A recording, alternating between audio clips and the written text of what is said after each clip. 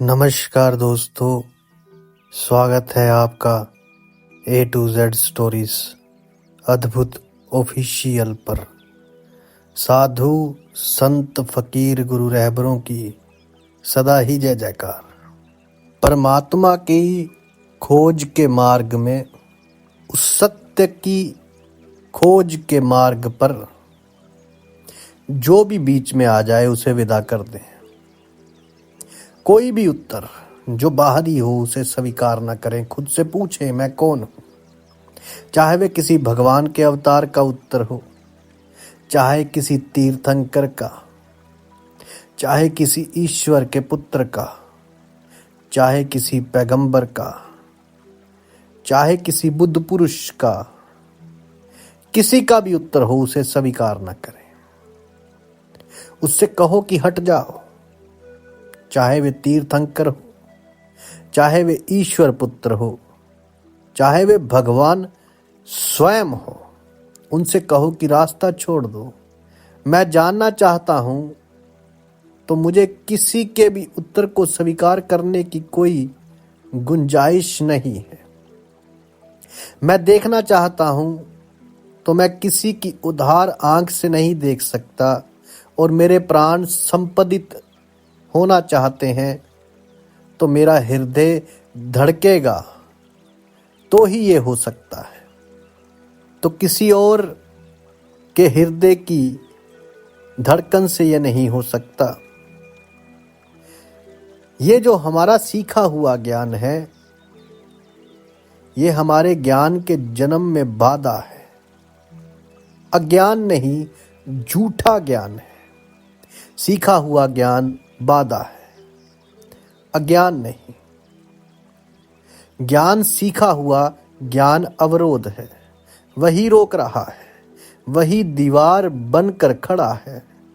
अज्ञान तो अत्यंत निर्दोष स्थिति में खड़ा कर देगा, बहुत इनोसेंस में खड़ा कर देगा, बहुत सरलता में, बहुत निरअहंकार स्थिति में खड़ा कर देगा। और जो इस बात को पूरा न कर सके वे आगे खोज नहीं कर सकेगा। जो अपने अज्ञान को स्वीकार न कर सके वे आगे खोज नहीं कर सकेगा। साक्रेटीज के समय में एक व्यक्ति को देवी आती थी, पता नहीं, और उस व्यक्ति से किसी ने पूछा, जब वे आविष्ट था, देवी से पूछा कि यूनान में सबसे बड़ा ज्ञानी कौन है? उसने कहा साक्रेटीज, यानी कि सुकरात। तो वे सुकरात के पास गया और सुकरात से पूछा कि ये घोषणा हुई है, देवी ये घोषणा है कि तुम यूनान के सबसे बड़े ज्ञानी हो। तो उसने कहा कि जाओ और देवी को कहना कि कुछ भूल हो गई है, क्योंकि मैं तो जैसे जैसे खोजता हूं पाता हूं कि मुझसे बड़ा कोई और अज्ञानी नहीं है। जाओ कहना कोई भूल हो गई है, क्योंकि मैं तो जैसे जैसे खोजता हूं पाता हूं मुझसे बड़ा अज्ञानी और कोई भी नहीं है। जब मैं बच्चा था तो मुझ में थोड़ा ज्ञान था, कई बातें मुझे लगती थी कि मैं जानता हूं। जब मैं जवान हुआ तो मेरा ज्ञान और कम हो गया। मुझे कई बातें पता चली कि वे मेरा बचपन था, मैं जानता नहीं था। और अब जब मैं बूढ़ा हो गया हूं तो मैं पाता हूं कि जो भी मैं जानता था वे कुछ भी नहीं जानता था। अब तो एक अज्ञान मुझे घेर रहा है और मुझे लगता है कि मैं कुछ भी नहीं जानता हूं। वे व्यक्ति वापस गया और उसने जाकर कहा कि सुकरात तो कहता है कि मैं परम अज्ञानी हूं, ज्ञानी नहीं अज्ञानी हूं, और मैं कुछ भी नहीं जानता हूं। तो वे व्यक्ति जो आविष्ट था वे हंसा और उसने कहा, जाओ जाओ और उससे कहो कि इसलिए उसे कहा वे महाज्ञानी है। कहो इसलिए कहा कि वे महाज्ञानी है क्योंकि ज्ञान के अवतरण की भूमिका है। अपने अज्ञान को पूरी तरह जान लेना, स्वीकार कर लेना, पहचान लेना। जैसे ही हम अज्ञान को स्वीकार करते हैं, जैसे ही हम जानते हैं कि नहीं जानते हैं हम, वैसे ही एक परिवर्तन हो जाता है, एक क्रांति घटित हो जाती है। वैसे ही एक पर्दा गिर जाता है अहंकार का, जानने का, और एक मौन और एक शांति अवतरित हो जाती है। अंतिम रूप से आज तो सिर्फ प्रश्न उठाता हूं, वे आपके भीतर गूंजे कि मैं कौन हूं।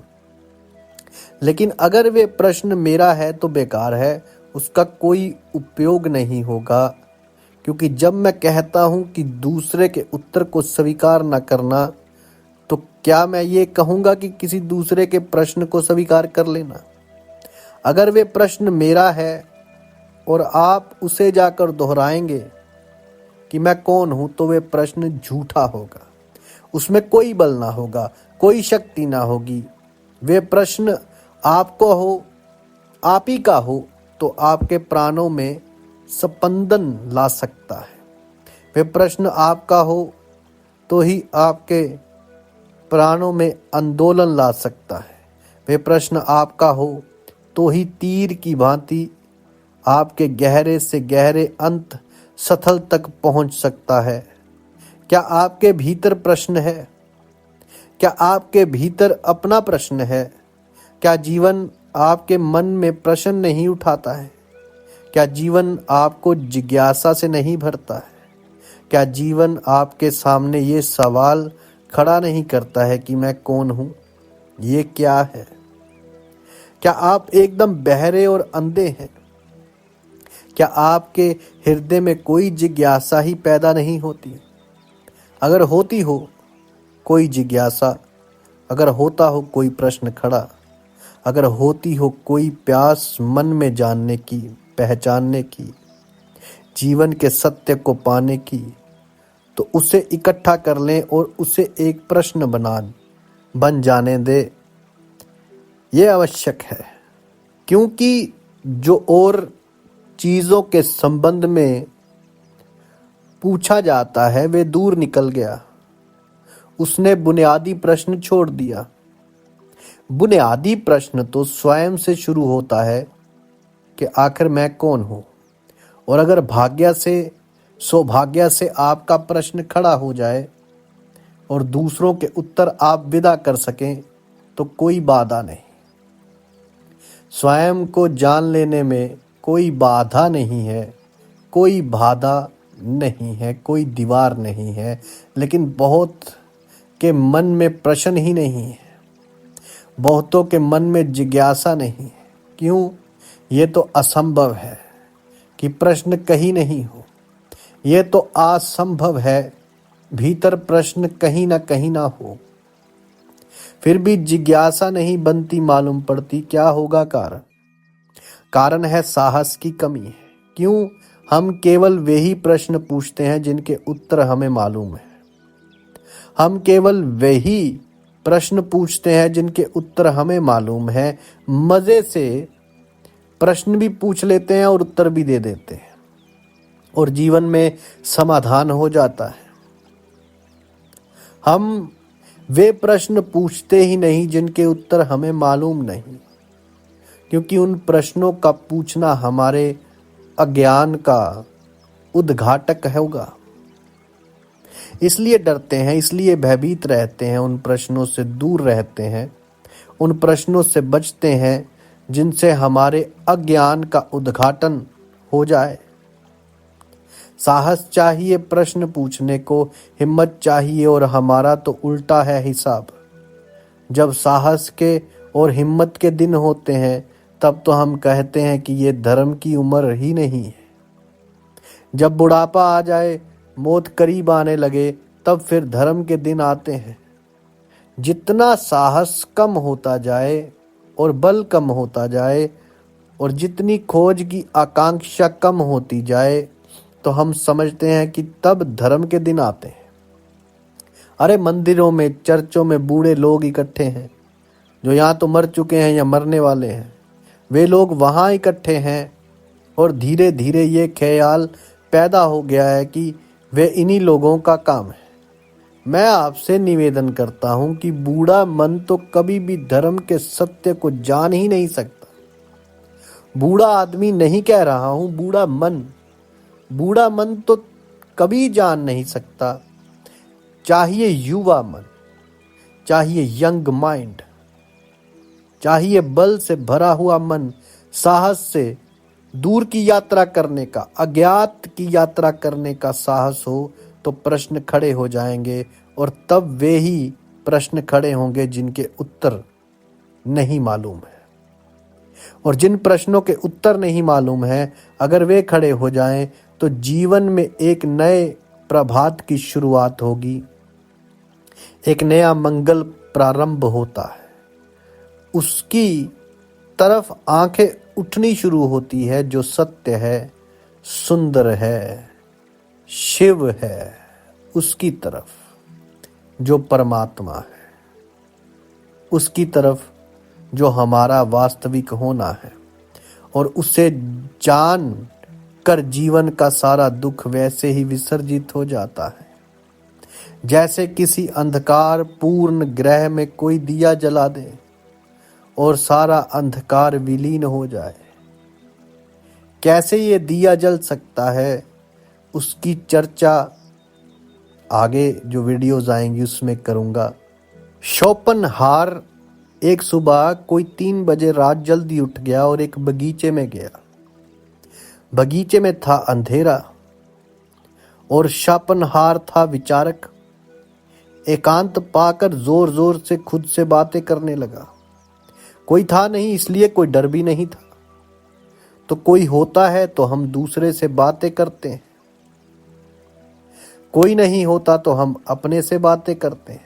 वे भी अपने से बातें करने लगा। कोई भी नहीं था। माली की नींद खुली। उसने सोचा रात 3 बजे कौन आ गया है और फिर बातें करते हुए घूम रहा है और अकेला ही मालूम होता है। माली डरा, सोचा शायद कोई पागल है।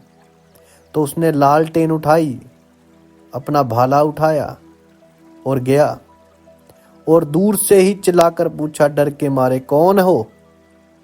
शोपनहार हंसने लगा। हंसने से माली और घबरा गया कि निश्चित ही पागल है, सुबह सुबह आ गया, अपने से बातें करता घूमता है। पूछा कौन हो, उत्तर क्यों नहीं देते? तो शोपनहार ने कहा, मेरे मित्र, काश उत्तर दे सकता। इधर 30 वर्षों से अपने से यही पूछ रहा हूं कि मैं कौन हूं। खुद को ही पता नहीं चलता, तुम्हारे क्या उत्तर दूं। लेकिन मैं आपसे कहूंगा कि शोपनहार को इसलिए पता नहीं चला कि वे पूछता तो था कि मैं कौन हूं, लेकिन बहुत से उत्तर खोजता था। उपनिषद में, यहां वहां, कांट में, हीगल में और ना मालूम कहां कहां उत्तर खोजता था। इसलिए 30 साल खराब गए और पता नहीं शोपनहार को मरते वक्त भी पता चला कि नहीं चला। मैं नहीं समझता कि पता चला होगा, क्योंकि तब भी वे उत्तर ही खोज रहा था। उत्तर खोज रहा है, भीतर प्रश्न है, उत्तर बाहर खोजे जा रहा है, उत्तर नहीं मिलेगा। तो मैं आपसे कहता हूं कि प्रश्न में ही उत्तर छिपा है।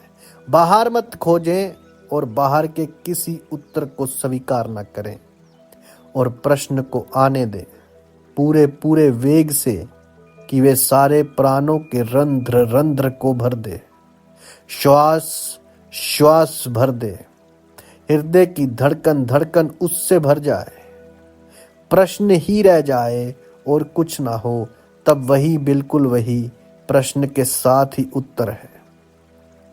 वे उत्तर बाहर से नहीं आता, वे उत्तर भीतर से उपलब्ध होता है।